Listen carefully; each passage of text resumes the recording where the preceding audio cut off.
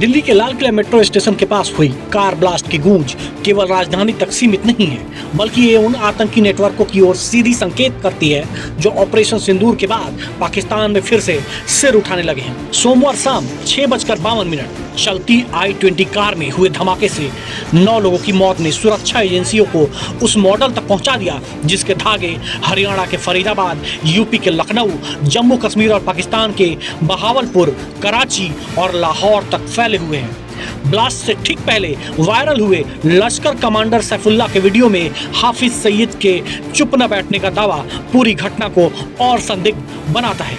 हालांकि शुरुआती जांच में लश्कर की सीधी भूमिका नहीं मिली, लेकिन इसके बाद खुली जैसे जैसे परतें खुलती गईं, वैसे वैसे ही लश्कर, जैश, ISI और पाकिस्तान की नई आतंकी रणनीति के बीच की खतरनाक साजिश को सामने आने लगी।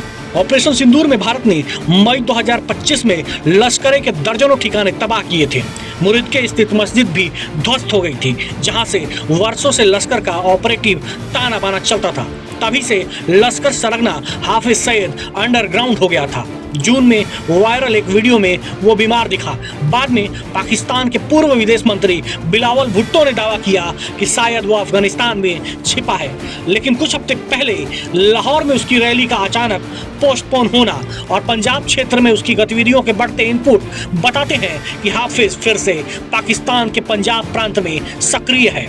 इसी बीच लश्कर हितैषी संगठनों Pakistan Markazi Muslim league, Muslim youth league, Muslim women league और मुस्लिम गर्ल्स लीग का फिर से खुलेआम सक्रिय होना यही संकेत देता है कि असीम मुनीर की सेना के समय में आतंकी संरचना को पुनर्संगठित किया जा रहा है। लेकिन दिल्ली ब्लास्ट की जांच तब गंभीर मोड़ पर पहुंची जब हरियाणा पुलिस ने फरीदाबाद के धौज इलाके से अल फलाह यूनिवर्सिटी के MBBS छात्र मुजम्मिल शकील को पकड़ा और उसके किराए के 2 कमरों से 2900 किलो विस्फोटक बरामद किया। इतनी मात्रा में किसी छोटे धमाके के लिए नहीं, बल्कि बड़े पैमाने पर सीरियल ब्लास्ट के लिए इस्तेमाल होती है। पूछताछ में मुजम्मिल ने जिस नाम का खुलासा किया वो था लखनऊ की डॉक्टर शहीन शाहिद का। ये वही महिला डॉक्टर है जो भारत के प्रतिष्ठित अस्पताल में काम करती थी, जिसका पासपोर्ट साफ सुथरा था, जिसकी सोशल छवि एक पढ़ी लिखी सामान्य महिला की थी। लेकिन जांच बताती है कि वो वास्तव में जैश की महिला विंग जमातुल मोमिनात की भारतीय कमांडर थी, जिसकी सीधी रिपोर्टिंग पाकिस्तान में बैठी मसूद अजहर की बहन सादिया अजहर तक जाती थी। सूत्रों के अनुसार शाहीन शाहिद कोई सामान्य डॉक्टर नहीं थी, बल्कि जैश की महिला विंग जमातुल मोमिनात की भारतीय कमांडर थी। इस विंग की हेड पाकिस्तान में सादिया अजहर है। सादिया अजहर मसूद अजहर की बहन और कंधार हाईजैक के मास्टरमाइंड यूसुफ अजहर की पत्नी है। यूसुफ को 7 मई को ऑपरेशन सिंदूर में मार गिराया गया था।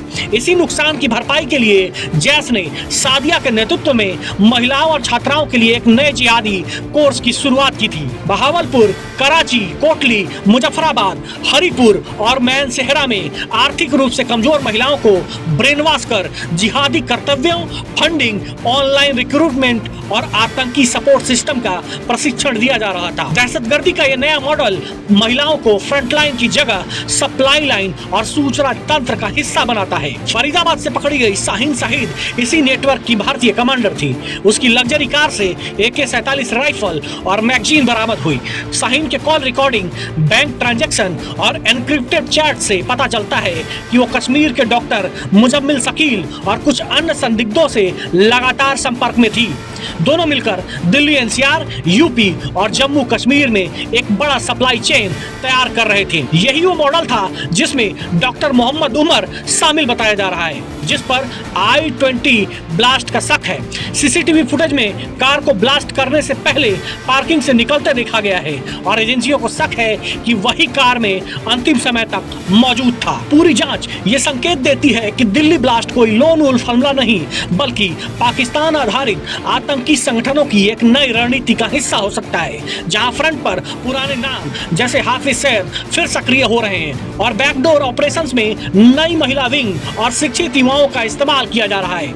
आसिम मुनीर की सेना के दौर में पाकिस्तान में लश्कर और जैश की रैलियां बढ़ना, सामाजिक संगठनों के नाम पर भर्ती अभियान चलाना और आर्थिक संकट के बीच ISI द्वारा इन संगठनों को कवच देना, ये सभी संकेत भारत के खिलाफ एक संगठित पुनरुत्थान अभियान की ओर इशारा करते हैं। दिल्ली ब्लास्ट, फरीदाबाद मॉडल, शाहीन सईद की गिरफ्तारी, मुरुदके का फिर से सक्रिय होना, हाफिज सईद की रहस्यमयी सक्रियता, जैश की महिला विंग का विस्तार और पाकिस्तान में आतंक को मिली नई खुली हवा, इन सभी कड़ियों को जोड़कर देखना जरूरी है।